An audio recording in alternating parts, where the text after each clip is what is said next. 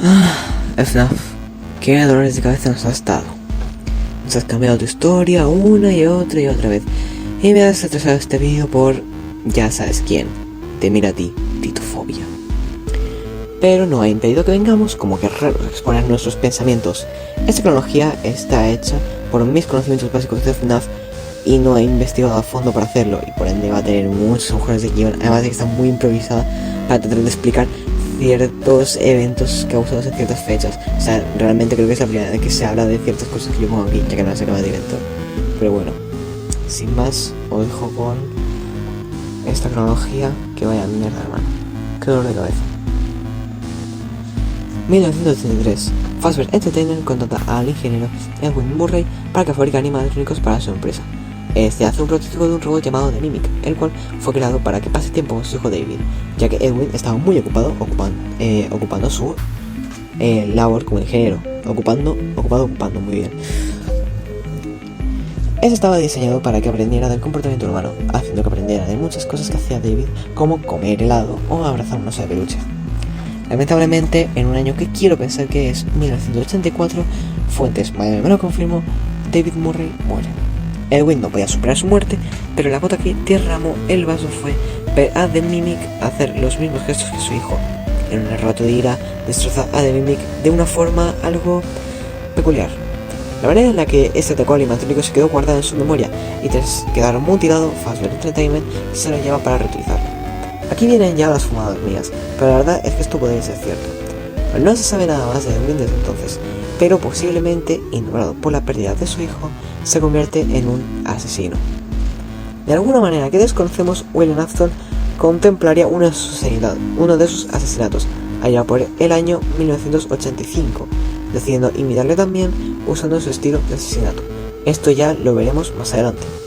Pero, ¿quién es William Afton? Él, junto a su mejor amigo de la universidad, Henry Emily, abren en el año 1983 también Fredbear's Family Dinner, local donde su atracción principal serían los animatrónicos Springlow, Spring Bonnie y Fredbear. Este era un restaurante, no lo he dicho.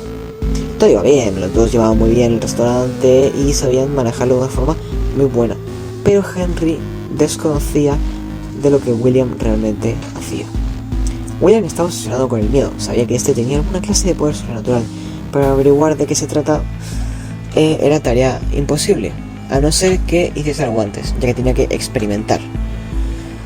Si hablamos de miedo, los niños serían la opción más óptima, ya que son los que más experimentan el miedo con más fuerza y frecuencia. Y aquí es donde entra en juego Titofobia, ya que en esos experimentos de William secuestraba a niños para someterlos a una pesadilla constante, donde se enfrentarían a animatrónicos gigantes que les aterrorizarían. Todo esto mientras William se encontraba en Circus Baby and Rental, lugar construido por él mismo que conectaba con una de las casas falsas en las que cada niño era sometido a esos experimentos, desde donde recuperaba los datos obtenidos.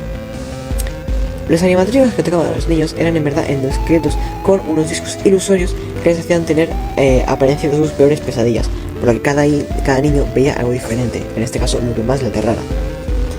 Y aquí es donde entran en juego los protagonistas de FNAF 4, el Crying Child y Mike, ya que ambos eran hijos de William.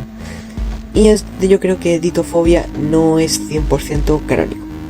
Y creo que hay ciertas partes que sí son verdad, pero ciertas partes que se las fuman un poco, como la edad del Crying Child, ya que yo pienso que sí que es un niño de 8 años. Y más cosas que, conforme veréis cómo las cuento, veréis analizando que no son 100% a lo que Titofobia nos contaba. Entonces, lo que pasa con el Crying Child es que sí que es hijo de William, y este vivió los eventos de FNAF 4, pero a la vez no, y aquí es donde todo se complica. El Crying Child es el niño de los minijuegos de FNAF 4, que traumado por los experimentos a los que ha sido sometido, de los cuales este desconocía ya que pensaba que sencillamente era que por las noches le atacaban los animatrónicos, era por esto que se asustaba con más facilidad ante las bromas de Mike, y al final esto desembocaría en la moneda del 63. Después de esto, William es cuando enloquece y empieza a experimentar con su otro hijo, Mike. Aquí es donde realmente entra un juego en que en el FNAF 4 el Crying Child solamente sería el niño de los minijuegos. Más adelante ya veréis a qué me refiero con esto. Pero claro, en el FNAF 4 vemos a los Nightmares con las formas del cuarteto original, y es por eso que es en este año donde Henry los construye y no más adelante. Y es que esto los construye, pero no con fines de entretenimiento, sino que los construye para que le ayude con las labores que trataba de cubrir de William, el cual era cada vez más ausente debido a los experimentos. Es por esto, y debido a esta ausencia, que discuten y William se va por su camino. Claro, obviamente la moneda 83 provocó que Freddy's Family Dinner cerrara, y es donde Fazbear Entertainment, puta modo de mierda, es donde Fazbear Entertainment entra en juego para contratar a Henry y comprar todas las licencias de los animatrónicos, pasando a ser licencia de Fazbear Entertainment a pesar de que Henry también trabajé para ellos. Y ya unos años después, en el 1985, cuando Freddy Fazbear's Pizza abre.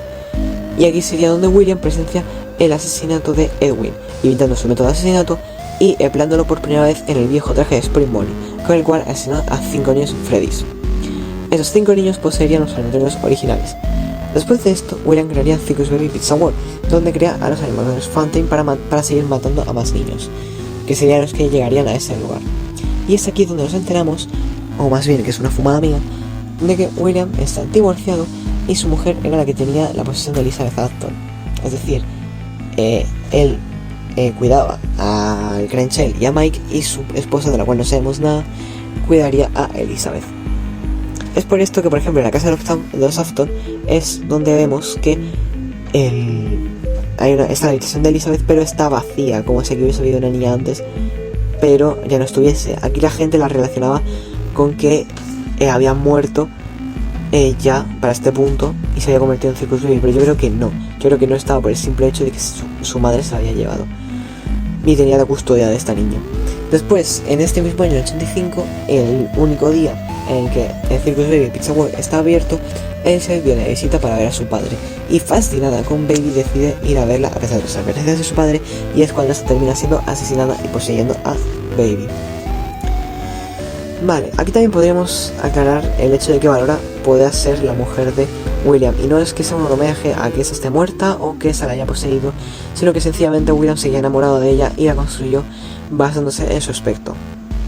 Después su madre queda destrozada por este acontecimiento, pero imagino que no sabría nada a detalles, o sencillamente se pensaría que su muerte tendría que ver con algún otro accidente trágico, nada relacionado con William, porque si no, William se habría comido una pedazo de denuncia suya que no veas.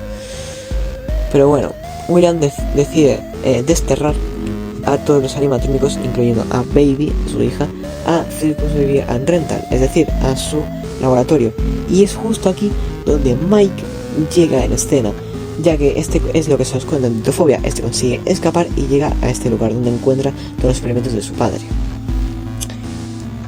Vale, entonces aquí Henry decide quedarse para ayudar a su hermana a escapar de Baby, y ya pues ocurre todo lo que vemos en Sister Location. Después no sabríamos, después de todo lo ocurrido, no sabríamos nada de Mike hasta un poco más adelante. Y antes de huir del país, William decide cometer un último asesinato, ya que en venganza por lo que su amigo Henry le había hecho, decide asesinar a Charlotte, su hija. Está poseyendo al animatrónico Puppet. Más adelante, debido a los asesinatos y a comportamientos erráticos de los animatrónicos poseídos por los niños, el primer Freddy Fazbear's Pizza cierra. Más adelante saltamos al 89, donde un segundo Freddy Fazbear's Pizza abre, junto a la antigua gama de los Toy y la antigua gama de los Wizard y la nueva gama de los Toy. Perdón la dislexia. Y entonces aquí es donde William decide volver al país para seguir cometiendo asesinatos, trabajando de guardia nocturno en la primera semana que este local estuvo abierto.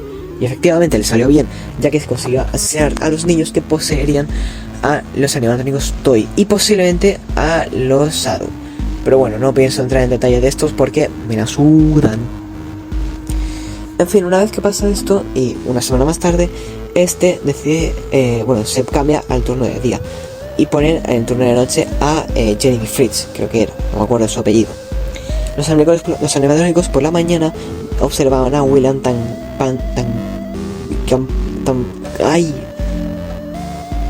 Por la mañana los animatrónicos observarían como William trabajaba por el día y estos no podrían hacerle nada como venganza por haberlo matado. Después ocurren los eventos de FNAF 2, donde Jeremy pues es atacado por los animatrónicos, ya que estos siguen pensando que es William, ya que estos se piensan que ahora William trabaja tanto por el día como por la noche, y es por eso que lo atacan. Pero en el sexto, y aquí es donde ocurre lo curioso, y es que en su sexto día, en su quinto día, esto es lo que ocurre. William decide irse porque sabe que está en peligro con los animatrónicos, ya que en cualquier momento lo pueden atacar. Es por eso que ponen a Jeremy al final de FNAF 2 a trabajar por la mañana. Y una vez que trabajó por la mañana, ya tu chica estaba hasta los cojones de William y decide atacar a Jeremy pensando que era William.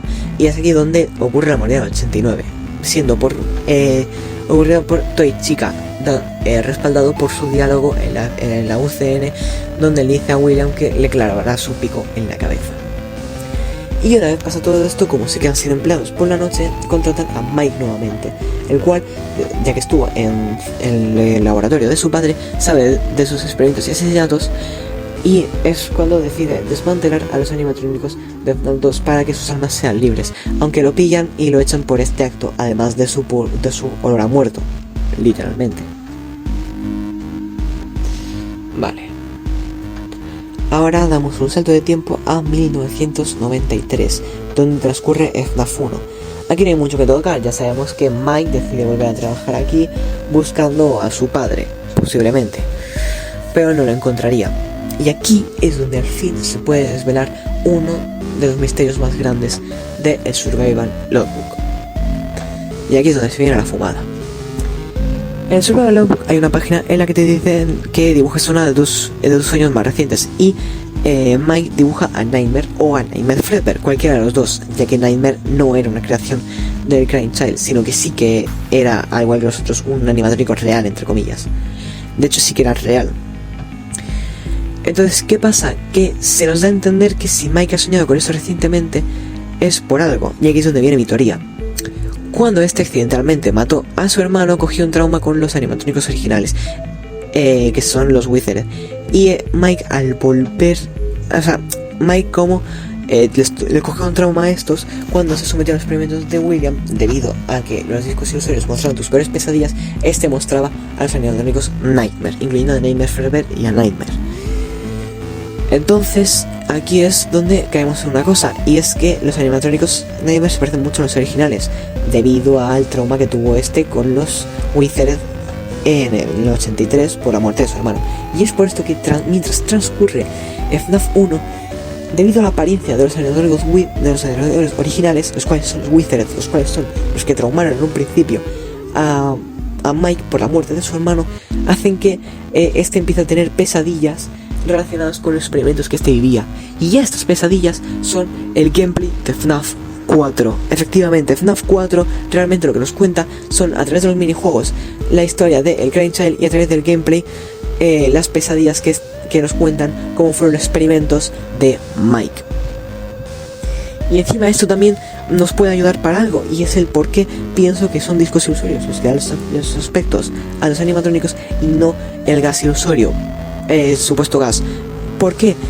Porque si son los discos, nos da a entender que estos hacen una proyección sobre el animatrónico, analizando las mayores pesadillas de los niños. Por ende, William seguramente tuviese una base de datos donde recuperara todos estos traumas de esos niños para saber qué es lo que más miedo les dan y atacarles en sus puntos débiles. Y aquí dentro es donde se encontrarían los Nightmare, los cuales serían los que vería Mike mientras que transcurren sus experimentos en FNAF 4, ya que FNAF 4 son los recuerdos de esos experimentos. Mientras que pasan en los eventos de FNAF 4, no los vimos en tiempo real, sino que son recuerdos, pesadillas que tiene Mike. Eso es donde yo quiero llegar. Entonces William se daría cuenta de que esas son las pesadillas de su hijo Mike, y esas figuras les atormentarían hasta que llegaría la UCN, donde les atacarían, obviamente, debido a que William también les cogería cierto rencor, ya que les acompañaría la culpa de estar experimentando con su hijo.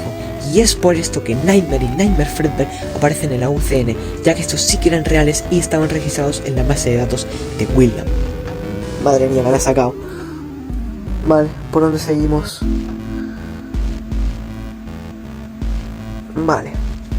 Una vez que ocurren ya todos los eventos de FNAF 1, el local cierra y una vez que está cerrado, William decide entrar a desmantelar a los animatrónicos de FNAF 1 y experimentar con ellos. Y es aquí donde, al desmantelarlos, como ya habíamos visto que Mike intentó antes, sus almas se liberan. Y siendo las primeras almas que William asesinó, siendo las que más rencor le tenían, son las que provocan la falla Springlock. Bueno, la provocan indirectamente, pero ya sabéis, es donde ocurre el minijuego de la falla Springlock. Y aquí es donde William evoluciona a Springtrap. Años más tarde sería donde transcurren los eventos simultáneamente tanto de FNAF 3 como de Pizzeria Simulator. Y ocurre lo que todos sabemos. Mike se enfrenta a su padre evolucionado, se quema el local, se conoce a Henry, traman el plan de FNAF 6 y le prenden fuego eliminando a los animatrónicos, a las almas.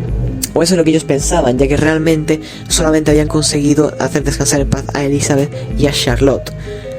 Pero, por ejemplo, a Cassidy no consiguieron salvarla. ¿Por qué? Y a William tampoco, no consiguieron que descansaran en paz. ¿Por qué? Porque Cassidy mete dentro de sí, de Golden Freddy, a Scattered, metiéndole una pesadilla súbita, haciendo que este viva los eventos de la UCN. Y de momento esta ha sido la primera parte de la cronología de FNAF, mi versión más fumadísima. Pero bueno, ya la segunda parte, que sería la parte donde se habla sobre FNAF World y donde hablamos más a fondo sobre los eventos de Security Breach, no sé qué tal, todo, bueno, la etapa post-Cawthon, donde aquí también trataremos lo de The Mimic, porque se me ha ocurrido una teoría de qué cojones es The Mimic y de dónde pueden haber llegado sus copias. Pero bueno, sin más, se despide Granicia.